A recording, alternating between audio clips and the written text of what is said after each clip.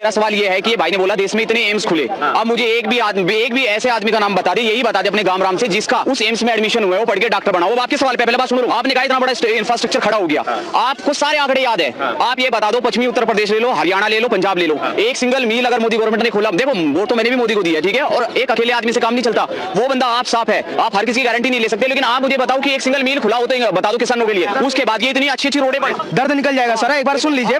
देखो ठीक है, क्योंकि देखो ये यहाँ पर बहुत सारे लोग हैं पोखे पाले और जेठ की तो क्या कर रहे हैं, मतलब कि जनवरी की सर्दी और जुलाई में की गर्मी में अगर काम करता है तो किसान करता है, वो एसी भी नहीं सोता। इस चीज का ध्यान रखना, इतनी बड़ी बड़ी रोडें बनी है, किसी एक किसान की बुगी चल रही हो तो बता दो। नहीं, मैं आपसे पूछ रहा हूँ, किसान नहीं चल सकता उस हाईवे पे, किसान के ट्रैक्टर नहीं चल सकते हैं, बुगी नहीं चल। आप एक बात बताओ, मेरा हाईवे है उसमें बुगी नहीं चल सकती, कैसी बात कर रहे हो? ये जो आप मिल नहीं खुली, आप ये हाईवे बन गए, ये बन गए, एक किसान का बुगी नहीं चल सकता, ट्रैक्टर नहीं चल सकता, ये हाईवे ये एक्सप्रेस क्या काम करेंगे? फिर आप तो बात वही बात हो गया।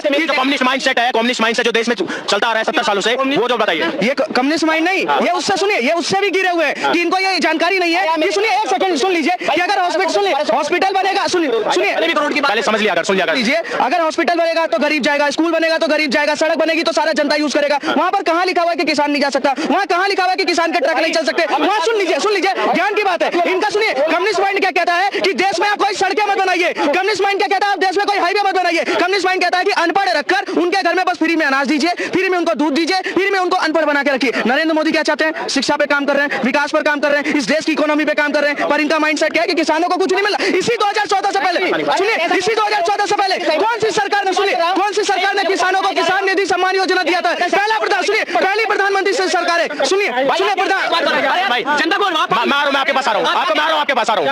अरे रुक जा भाई, आ रहा हूँ। मोदी की अरे रुक जा भाई, ठीक है, वो उसकी ठीक है, वो बंदा आपने सड़क की बात करी।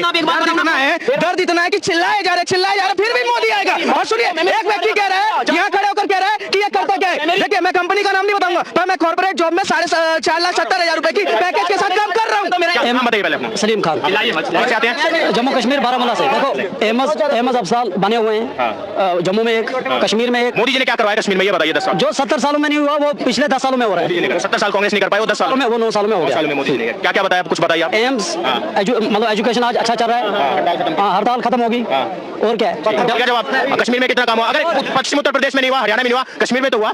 कश्मीर क्या भारत का? पश्चिमी उत्तर प्रदेश में क्यों नहीं हुआ? क्या कह रहे हैं आप? नहीं हुआ। पश्चिम उत्तर प्रदेश से लेकर पूर्वांचल आप चले जाइए, आज उत्तर प्रदेश वो उत्तर प्रदेश हो गया जहां पर गुंडा राज खत्म हुआ है, जहां माफिया सारे खत्म है। सबसे सुनिए, उत्तर प्रदेश इकोनॉमी में भारत के जीडीपी में दूसरा स्थान देता है। 33 लाख करोड़ से ज्यादा का इन्वेस्टमेंट उत्तर प्रदेश ने किया है। सबसे ज्यादा हाईवे और सड़कें अगर कोई बना रहा है तो उत्तर प्रदेश बना रहा है। कश्मीरी भाई का जवाब मिल गया आपको। अब मैं बताऊंगा, जो गुंडा राज की बात कर रहे हैं ना, योगी जी ने गुंडा राज खत्म किया, मैं मानता हूं, लेकिन अब आप गुंडा राज की बात नहीं, आप जब पढ़ा लिखा आदमी होगा ना तो एक सिविलाइज सोसाइटी बनेगी, और सिविलाइज सोसाइटी में लॉ एंड ऑर्डर मेंटेन होते हैं। अनपढ़ों के बीच में तो लट बजेंगे, आपके बदले आप थोड़ी होती है। तो आप ये करो, सिविलाइज सोसाइटी में आप कर क्या रहे हो? सिविलाइज सोसाइटी को सिविलाइज बनाने का काम किया जा रहा है पिछले 10 सालों से। आप सुनिए 10 सालों से। इसके पीछे की वजह क्या है कि जहां पे आपके पास कुल मिला के 6 आईआईटीज थी, हमने 16 आईआईटीज थी। जहां पे आपके पास कुल मिला के 9 आईएम्स थे, 18 आईएम दिए। जहां पे आपके पास 2 पूर्ण रूप से चलित एम्स थी और कागज में 6 या 7 एम्स थी, उसकी संख्या को बढ़ा के 20-22 किया गया। जहां पे आपके पास कागज पे 74 एयरपोर्ट्स थे, उसको बढ़ा के 148 किया गया। जहां पे आपके पास अपना एक एजुकेशन पॉलिसी नहीं था, आप 1962 की एजुकेशन पॉलिसी को आज तक इंप्लीमेंट कर रहे थे, जो कि कॉलोनियल व्यवस्था से पूरी तरीके से प्रभावित थी, जिसमें आपको यह पढ़ाया गया कि आपके ऊपर शासन करने वाला, आपके ऊपर बर्बरता करने वाला, आपके ऊपर लूटने वाला महान है, उसको मिटाकर आपके रक्षकों को सम्मान दिलाया आपकी किताबों के माध्यम से।